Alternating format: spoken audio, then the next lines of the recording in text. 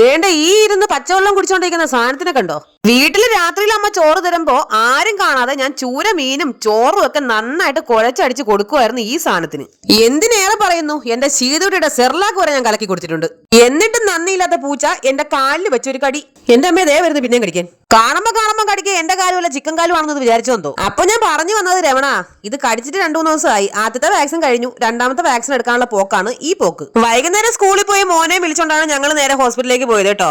ആദ്യം തന്നെ മെഡിക്കൽ സ്റ്റോറിൽ പോയി വാക്സിനേഷന്റെ മരുന്ന് എടുത്തു കേട്ടോ. ഒരു പാക്കറ്റ് 395 രൂപയാണ് വില. അതുപോലെ 5 എണ്ണം എടുക്കണം. 5 ദിവസം പൂച്ചയെ നന്നായിട്ട് നിരീക്ഷിക്കണമെന്ന് ഡോക്ടർ പറഞ്ഞു. 5 ദിവസം കഴിയുമ്പോൾ മിക്കവാറും ഞാൻ പൂച്ചയെ തട്ടി കട്ട്ലറ്റ് ഉണ്ടാക്കും. പൂച്ചയിറച്ചി മിതമായ നിരക്കിൽ വിൽക്കപ്പെടുന്നതായിരിക്കും. എടുത്ത മരുന്ന് 395 രൂപ ഉണ്ടായിരുന്നുള്ളെങ്കിലും ഒരു 2000 രൂപയുടെ വേദന ഉണ്ടായിരുന്നു ആ ഇഞ്ചക്ഷന്. അതും കഴിഞ്ഞ് അമ്മയ്ക്ക് ഒരു പുതിയ സാധനം മേടിച്ചു കൊടുക്കാന്നും പറഞ്ഞ് തൊട്ടടുത്ത ബേക്കറി കൊണ്ടുപോയിട്ട് 2 ബർഗർ മേടിച്ചു. ഞാനൊരു ഒറ്റ കടിയെ കടിച്ചു നോക്കിയോളൂ. പിന്നെ ആ സാധനം കടിക്കാൻ പോയിട്ട് കൈ കൊണ്ട് പോലും തൊടാൻ തോന്നിയില്ല. അമ്മ പിന്നെ പുറത്തായതുകൊണ്ടും ബേക്കറി ആയതുകൊണ്ടും മാത്രം എന്നെ തല്ലിക്കൊന്നില്ല.